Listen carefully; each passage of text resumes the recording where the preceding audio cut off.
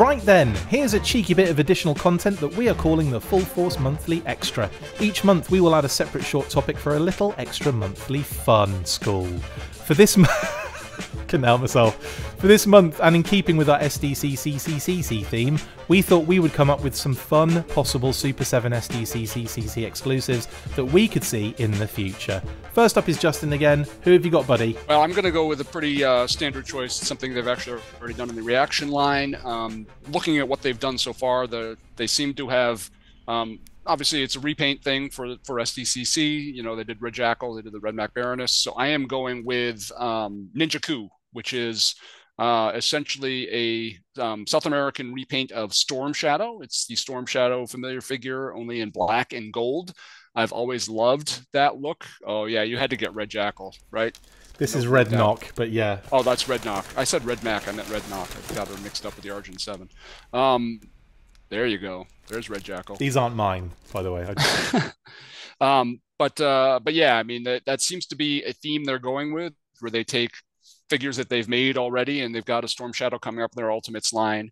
So I figured a repaint of that Storm Shadow into Ninja Coup would be a very cool addition to SDCC, something they could do fairly easily, but perhaps spin it into a slightly new character. So yeah, that's what I'm going with. Awesome. Shout. You're doing darker skin tone as well. Make it, yeah, different character. Yeah, make it really stand out from Storm Shadow quite a bit. Make it its own individual sort of different character. I get what they were doing in the 25th when they kind of did like Storm Shadow as a, you know, in black and everything. But I really wish they'd just done a different character just to kind of really hammer that home. It did take away a little bit. I think, you know, they kind of got mixed up where they wanted their core characters to kind of be on shelf at all times. So instead of making it Ninja Coup, they just made it a black variant of Storm Shadow, just so Storm Shadow would be at retail. But I agree, you know, I think it's better if they can kind of make it a new character. Yeah, that's a good shout, though. Would you be into that, Pat? Yeah, for sure. I think that's a good choice. I was actually looking over them, and that was one of the ones that had popped in my head. If you look over the tooling that already exists for Super 7's Ultimates line, there's actually a ton of options for repaints.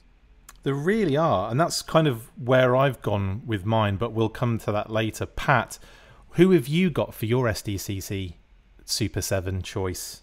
Well, I was actually thinking back to their first SDCC and looking at the way that they had included the comic book Bat actually did have a little bit of new tooling. And I think that if you look at the SDCC exclusives, they do seem to be planning them out with the timing of creating those molds and getting the current wave to retail. Yeah, definitely. So I'm kind of looking at it and thinking, well, you know, what could they make in the future? And then I just thought, you know what, I know exactly what I want, because I saw this year at SDCC, they had revealed or made available a Shredder figure, a TMNT Shredder that came inside almost like a Chef Boyardee can. Yeah, the spaghetti hoops or whatever it is, so, Super 7 sometimes does some crazy packaging, and it occurred to me that what I want is an Action Stars cereal box homage. Yes! And maybe it doesn't. But when you dig down to the bottom, you get your Starduster figure. Nice. Oh my That's god. Beautiful. Oh my god. He might need a little bit additional tooling, because obviously you could just use the Duke figure and the existing Jump Jetpack. Yeah. But you're gonna need to come up with something for the helmet. Oh, and Gung Ho's grenade launcher. Yeah. It's all there. I do have a question, Pat. Do you think that doing the cereal box thing would make more sense for Reaction, to do a Starduster Reaction figure, so that you could, like, you know, like it would be in the actual cereal kind of thing?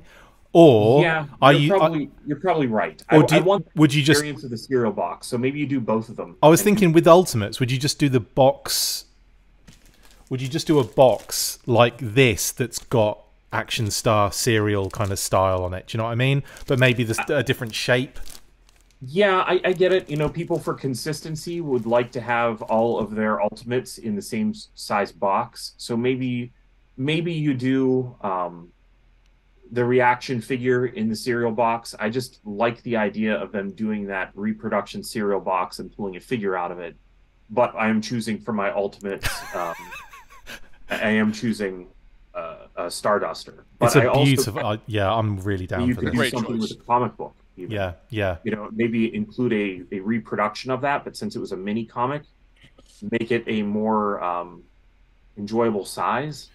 Like if they were to make the mini comic even just a little bit larger, compile it into one book, if they were that would probably require some licensing chat. Yeah, that may be difficult. Or maybe you do a sequel to it, you know, if you can't get it. Like there's a lot to be celebrated about Starduster. And then for the accessories, the other thing I was thinking is maybe if you can't do any of those things, you could include an actual physical 3D plastic version of those cut apart and build accessories that were on the side of the Action Stars cereal. Nice.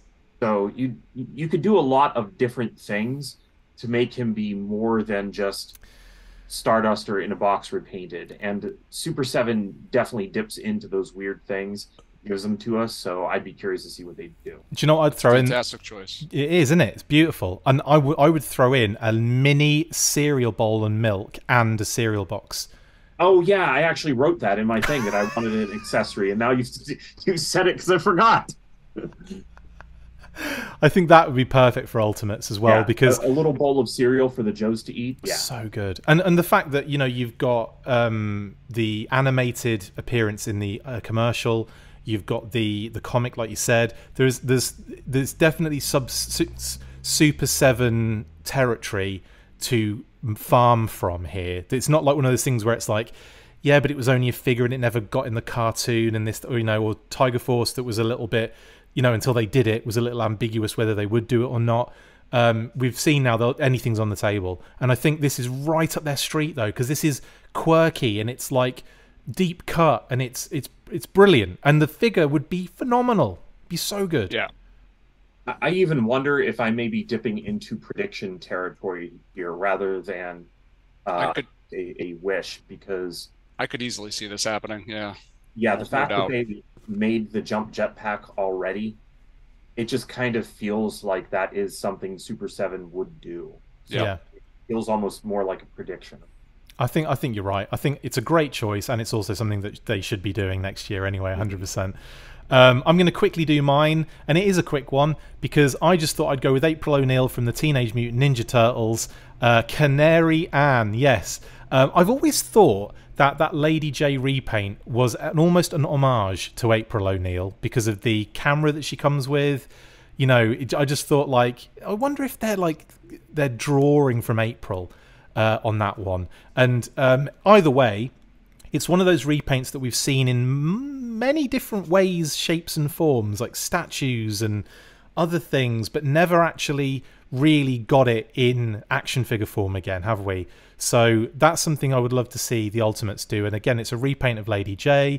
Maybe they could do a different head if they wanted to, change it up a little bit in that sense. But I don't know. I'd love to see, like similar to Justin's kind of style here.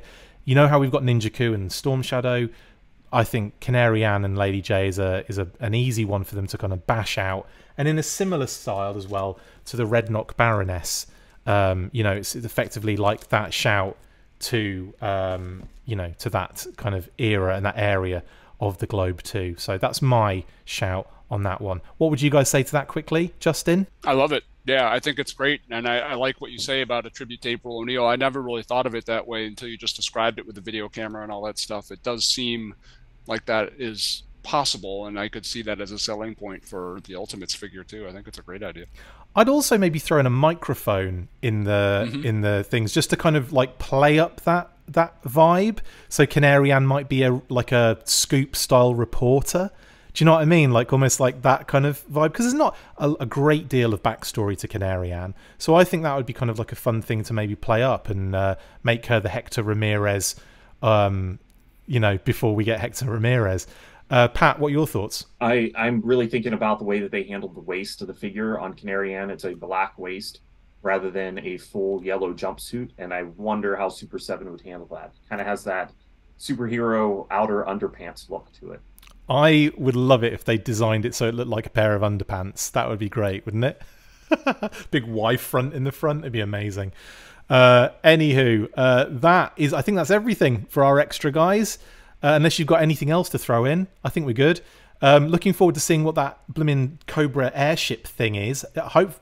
Is that what's happening with that? Like, we need to know. Crowdfund, I think. Yeah, fingers crossed. Yeah, I was expecting them to announce something about that at SDCC, but they showed it in the display, but no real news about it. Yeah, we'll have Brian on anyway. We'll have Brian on soon, and we'll try and get into that, because that is a fun thing to talk about. And I think not to divert too much, but that's the kind of stuff that Super 7 could really do some great things with, because the reaction figures are close enough in the O-ring scale that they can do crowdfund stuff like that for reaction. But the O-ring fans, they would be all over stuff like that if they did it the right way. I think it's really cool. Yeah, it's cool looking. It's very fun. It's very reaction, and I can't wait to see what it actually entails going forward. Anyway, that's our SDCC chat about Super 7. See you on the next one. Now bugger off.